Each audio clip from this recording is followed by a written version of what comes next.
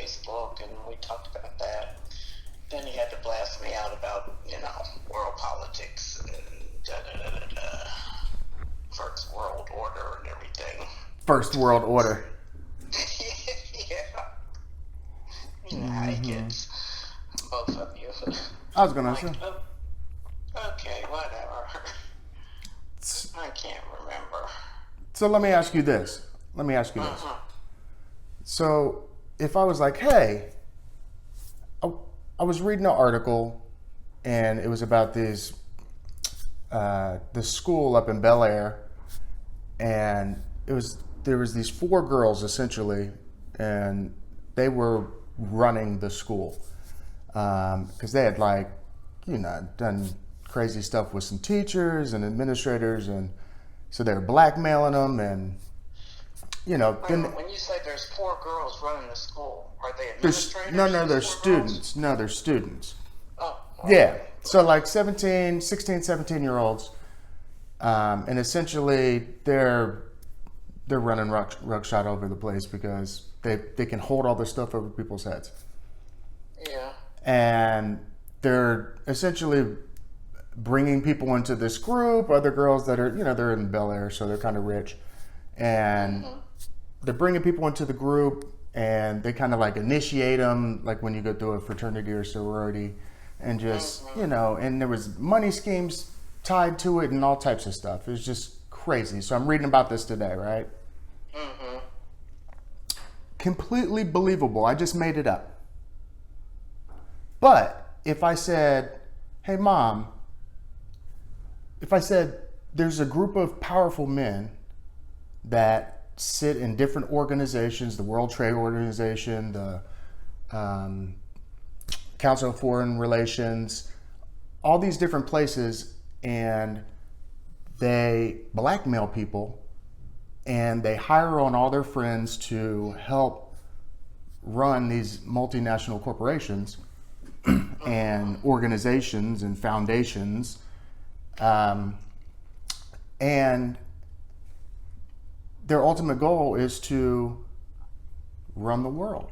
Like, why is that so unbelievable, but you can believe 17-year-old girls would try to run their purview of the world? Oh, I don't say it's unbelievable. I'd say, wow.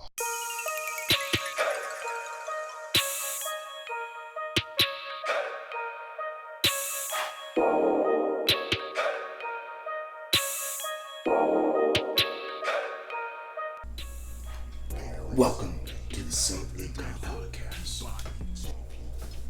This week, I needed to bring in some help, so I brought in my big bro.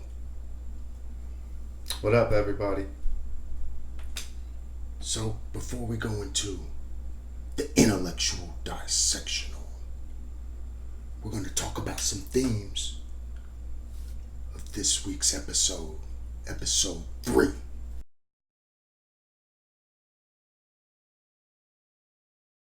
Could you explain to me, what's the overall theme? What are we trying to get accomplished here? What do we want the audience to know?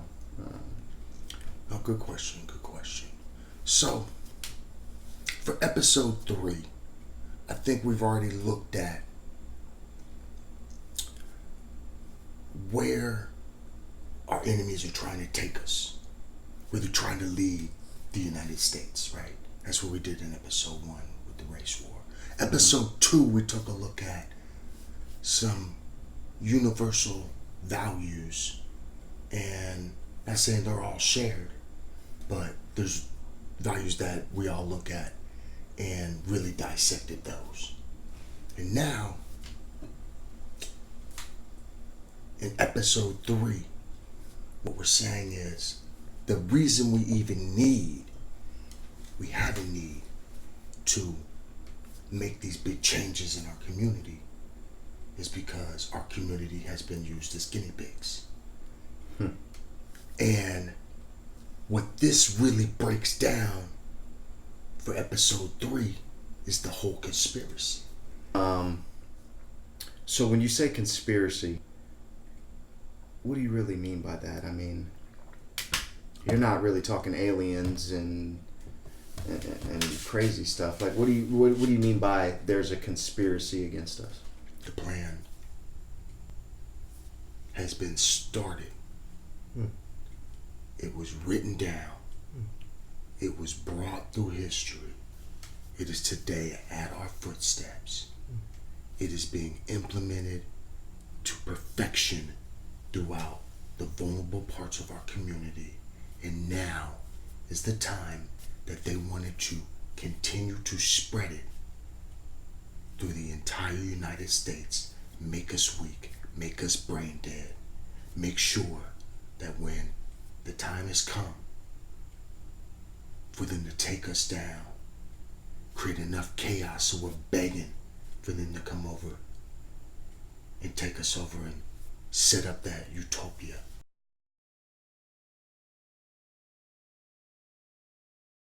Slavery was set up as a formal system.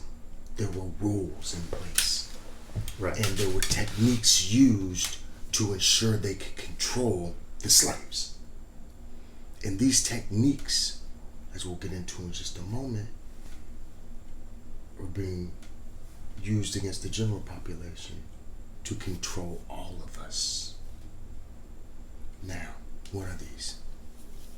The first thing that the slavers needed to know was they had to keep different classes of slaves, right? If you have different classes of slaves, then these slaves don't like those slaves, and those slaves think bad of those slaves, and then so they can never get together and whoop your ass. Field slave and a house slave. Right. Exactly. So. And they even broke it down even farther than that and went into, hey, we're going to start polluting our blood and the bloodlines and mixing the races and breaking down. Now we got different colors of slaves. Brown paper bag test. I mean, they got deep. They got real deep. Wow. Wow. So that was the first thing, was to set up different classes of slaves. Okay. The second thing that they needed to do was make sure that there were restriction laws on what we could learn. Keep you ignorant. Mm-hmm. Right? Control your mind if you don't know anything. That's why everyone knows slaves, it was illegal for slaves to be able to read and write. Why? Same reason. I thought it was so we didn't read the Bible. Right. But I don't know what I mean. What? It was so we were unable to learn. Unable to learn, period. Yeah.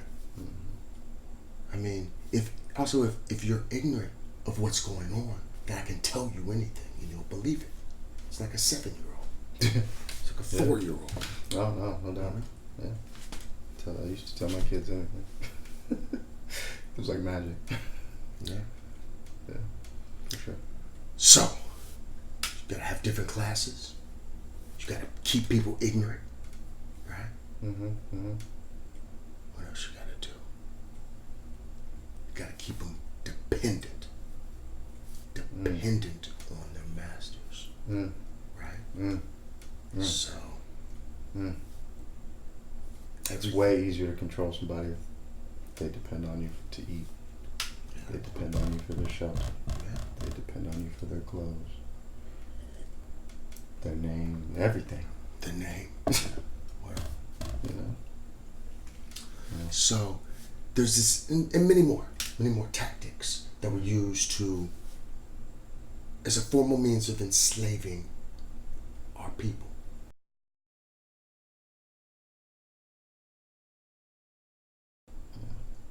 It's systematic. It was systematic. It was. I mean, it was rule. It was papers given. And what we need to understand is the system continues. Think about it. Not just, it's an easy connection to make slavery to the most vulnerable people in our community, right? They want them to be dependent. Housing, food, everything they want. Don't work. We'll take care of it. What else do they want? They want to make sure the schools are as bad as they can be in the hood. Why? Keep you ignorant. If you're ignorant, I can tell you anything. You'll vote for me. You'll get on social media, Facebook. Say, hey, this guy's cool. Your daddy will vote for This guy ain't.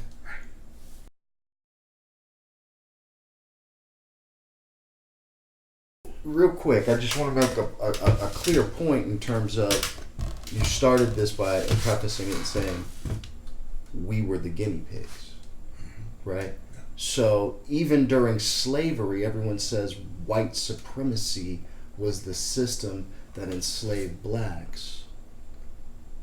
But even during slavery, there was a system that enslaved a lot of people, right? Like the poor whites in the South weren't doing awesome, right? They weren't happy that there were all these slaves that were taking all the jobs, doing everything, not getting paid. I mean, you can't compete with that, right?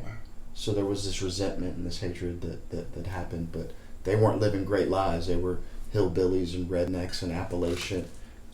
And you still see some of that remnant today. They're the biggest population on welfare. They're the biggest population on government assistance. You know, the most rural, back country folk, right? So, like you said, it wasn't just black people. It's for this system of control. That's why I hate calling it white supremacy. Yeah. Right? Because it's like rich supremacy or nobility supremacy. Or It's the elites. elite supremacy. These elites, while they have perfected their craft on us throughout history, they are quickly moving on to the general population.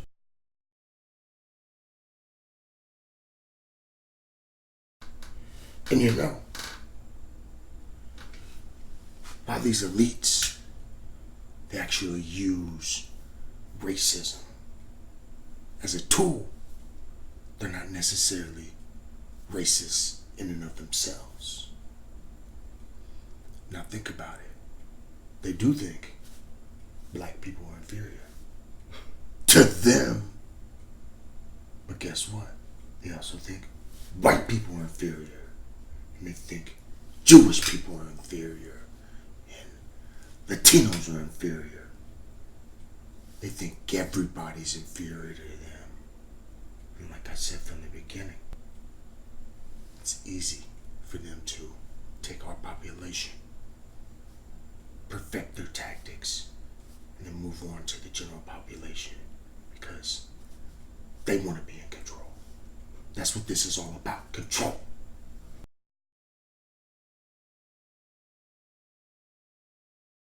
Now, as they exert this control, you would think, I would say there's one party aligned with all these elites, right? The Democrats, I hate them, right? I'm always bagging on them, and they're easy targets because, you know, look who runs the party. But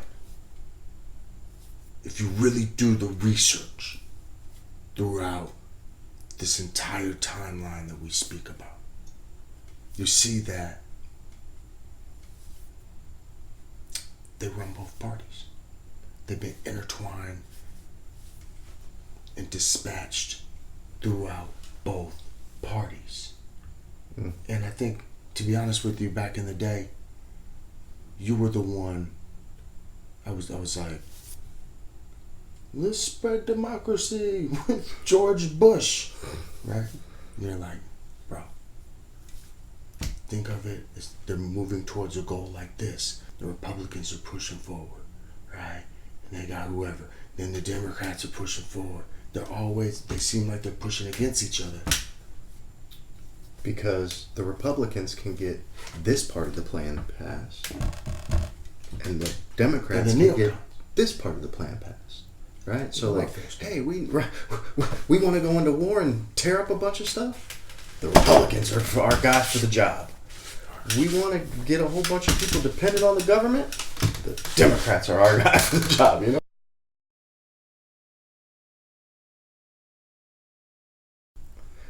So when you go through this dissectional, you as the viewer should be looking for this system. And the system is kind of what they call the Hegelian dialect, right? Right. It's that, they set up the problem. They already have the solution in their back pocket. And when you're begging for help, they come and deliver that solution that you probably wouldn't have went for before that problem happened, right? Like 9/11, like, hey, We need the Patriot Act. no, Yes, we need to spy on you. no. But then how can I spy on you when you're not supposed to win the presidency and my person's supposed to win the presidency and I need some dirt on you? They blow up the towers and, yeah, you can spy on me. Right. Yeah. Okay. I get it. I get it. So you as the viewer should be able to get it as you go through this timeline, go through the song. I mean, it's really in depth, guys. It's a history lesson for real. And I would urge you to go through, do some research. I'm sure you're going to hit on some of the topics. Some of them you're going to have to skip through pretty quickly. It'd be 8 hours, if not 20. Right, for real. It could be forever. we could podcast on this song For 20 years. for a long, long time. Yeah. Till it killed us. Well, hopefully they Jeffrey Epstein. yeah. That should be the next podcast. It might be before this one. You never know. Never know. Might have to get a 2-minute one out about Jeffrey Epstein getting murked. But yeah, man, congratulations. Episode 3 in the bag. Let's get it, baby. It's not in the bag just yet, but this intro to episode Could be. 3 is in the bag. Let's get it.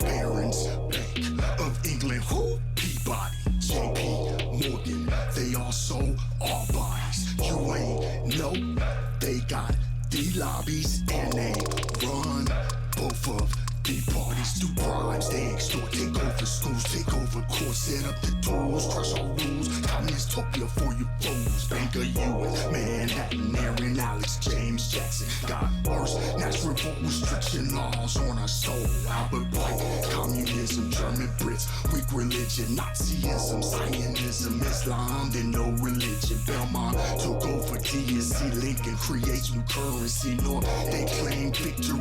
We lit from the fucking road. Reconstruction and amendments can't escape them Rothschild agents who just up and created KKK and Jim Crow.